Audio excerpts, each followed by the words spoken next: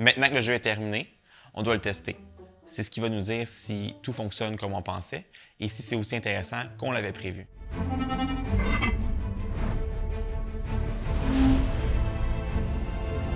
Lorsque le jeu est prêt à être ouvert, on va le tester. Donc, je vais personnellement jouer le jeu entièrement 2 ou 3 fois, voir si tous les éléments sont là.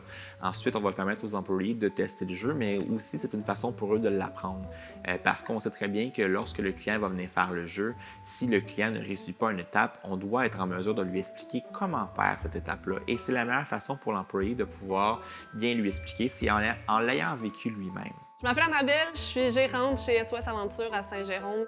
Quand une nouvelle aventure ouvre, on n'est jamais vraiment pris au dépourvu parce que comme on est une petite entreprise puis que chaque employé travaille un peu sur tous les projets, bien, chaque employé a eu une petite part à jouer dans la construction du jeu. Mais il reste quand même une partie de formation à faire, puis c'est l'équipe de création qui nous montre là, comment réparer certains trucs, si on est amené à aller jouer avec le fonctionnement d'une énigme. Donc on est beaucoup formé puis encadré par l'équipe de création à l'ouverture d'un jeu.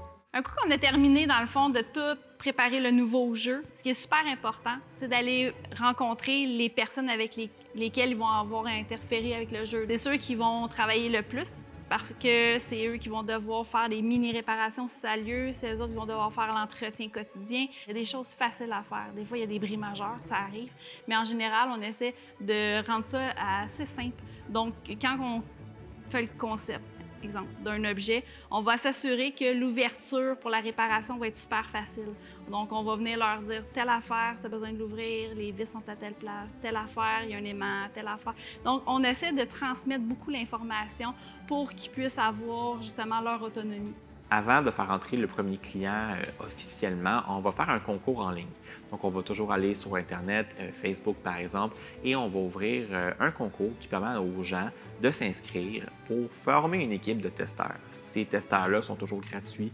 Ils viennent, ils vivent relativement une très bonne expérience. Il y a rarement des problèmes, mais ils nous permettent de voir si tout ce qu'on pensait est vrai.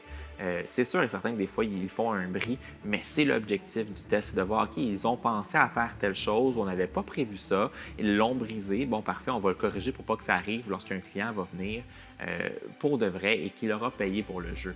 Même si le jeu est sorti depuis quelques semaines, il y a toujours des ajustements qui vont être faits. Les ajustements sont parfois minimes, des fois ils sont importants. Quelque chose fonctionne pendant un mois ou après un mois, on se rend compte que 60% des équipes demandent toujours l'indice sur le même élément. On se dit, OK, peut-être que telle énigme est vraiment difficile, alors on doit la modifier, on doit l'ajuster. Donc, c'est sûr que l'aventure en soi, du jour où elle est créée, qu'elle ouvre et qu'elle continue d'exister, elle évolue tout le temps. Principalement parce qu'on s'améliore et on veut améliorer des choses en interne, mais aussi directement parce qu'on réalise qu'il y a des choses qui ne fonctionnent pas comme prévu ou qui vieillissent mal. Donc, on s'ajuste beaucoup. Et c'est un peu le plaisir qu'on a derrière ça. On est toujours en amélioration continue. Si jamais il arrive un problème au magasin puis qu'on a besoin d'aide, de soutien, on n'est jamais vraiment laissé à nous-mêmes. On peut toujours faire appel à l'équipe de création si jamais il y a un bris qui est hors de nos capacités là, pour le réparer. On peut toujours aussi appeler notre succursale à Québec parce que nos collègues vivent pas mal la même chose que nous. On a des problèmes similaires, des situations qui se ressemblent.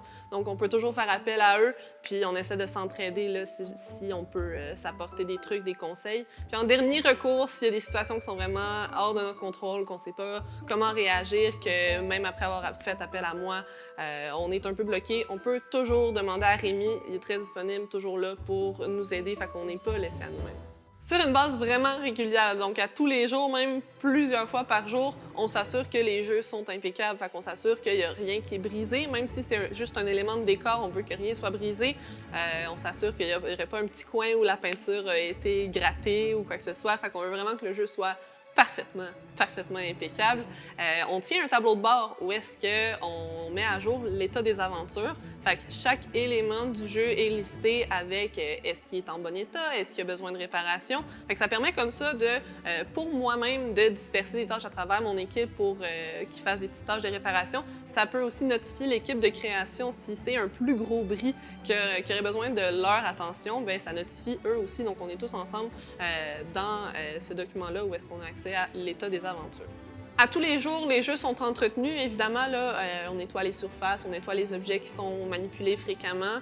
On passe une balayeuse dans les coins et tout. Mais l'entretien d'un jeu, c'est aussi, à la fin de son quart de travail, sortir un petit pinceau puis arranger là, même un petit coin de peinture. C'est aussi sortir un élément d'un jeu pour mettre une couche de vernis puis le laisser sécher toute la nuit pour qu'il soit prêt pour le quart de travail du lendemain. Donc, l'entretien des jeux, ça fait vraiment partie de notre travail au quotidien. Quand le jeu sort, on doit déjà être en préparation du prochain jeu qui va s'en venir. Pourquoi? On a plusieurs employés dans l'équipe de création. Je ne peux pas juste leur dire, bon, ben restez à la maison, je vous paye quand même à temps plein pendant ce temps-là. Donc, nous, quand le jeu est en finition, je suis déjà dans les bureaux avec les autres membres de l'équipe en train de créer la prochaine aventure sur laquelle on va se pencher. Donc, il faut toujours travailler sur une bonne planification pour maximiser notre temps. Ça ne paraît pas pour les gens de l'extérieur, mais tout le processus entier est quand même laborieux. Il y a beaucoup de coûts engagés autour de ça et les erreurs vont coûter cher si on en fait. Donc, il faut vraiment faire attention et organiser le tout correctement.